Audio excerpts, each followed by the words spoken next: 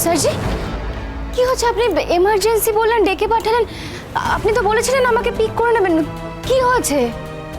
এত প্রশ্নের উত্তর দেওয়া যাবে না রোশনাই। স্যারজি, কি হয়েছে সেটা তো আমাকে বলবেন। তুমি বুঝবে না রোশনাই, তোমার লাইফ থ্রেট আছে। তোমার যদি কিছু হয়ে যায় আমি এই পৃথিবীতে বাঁচবো কি করে? আমি সত্যি জানি না। যারা তোমার বাবাকে মেরেছে তারা তোমাকে মারতে এতটুকু হেজিটেট করবে না।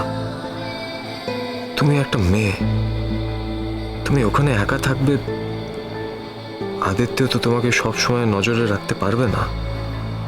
তোমার জীবনটাকে শেষ করে দেবে ওরা। না না না না, এটা কিছুতেই হতে পারে না। আমি বেঁচে থাকতে তোমার কিচ্ছু হতে পারে না। কি হলো, চুপ করে আছেন কেন? বলুন। আমি তো মিনির সঙ্গে কথা বলছিলাম, ওখান থেকে কাউকে কিছু না বলে চলে এলাম। আর এখন আপনি কি হয়েছে সেটা তো বলবেন। ছাড়ো না। মানে? মানে ছাড়ো না বলছি, মানুষের জীবনের থেকে দামি আর কিছু হয়? আমি না কিছু বুঝতে পারছি না।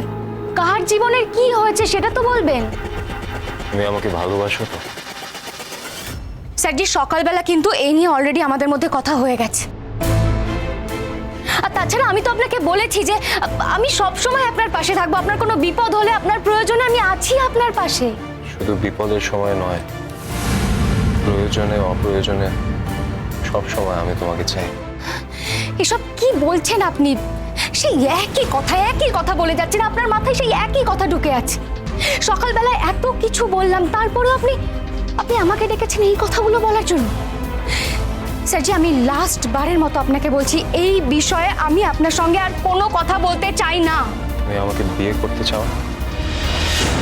শুনুন, আমার না নিজস্ব একটা এথিক্স আছে, আর নৈতিকতা বিসর্জন দিয়ে আমি বেঁচে থাকতে পারবো না।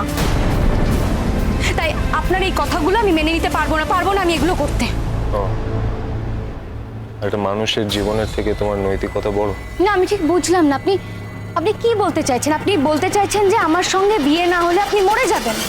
এমনিতেই তো আধমরা হয়ে গেছে। না রোশনাই, আমি সেটা বলতে চাইছি না। সেটা যদি হতো তাহলে এত কথা তোমাকে বলতাম না। কি হয়েছে বলুন তো আপনার? আপনাকে দেখে এরকম অস্থির অস্থির লাগছে, মনে হচ্ছে টেনশনে আছেন। টেনশন হওয়ার কি আছে? ভাবো যে আমি যা যা বলছি সব বানিয়ে বানিয়ে বলছি। স্যারজি, আমি কি একবারও এরকম কিছু বললাম? তাছাড়া আপনি ডাকার পর আপনার কথা শুনবো বলেই তো এখানে এসেছি আমি। তবে হ্যাঁ, আপনি যদি আবার এই একই কথা বলেন তাহলে কিন্তু আমি আর এসব কথা শুনবো না।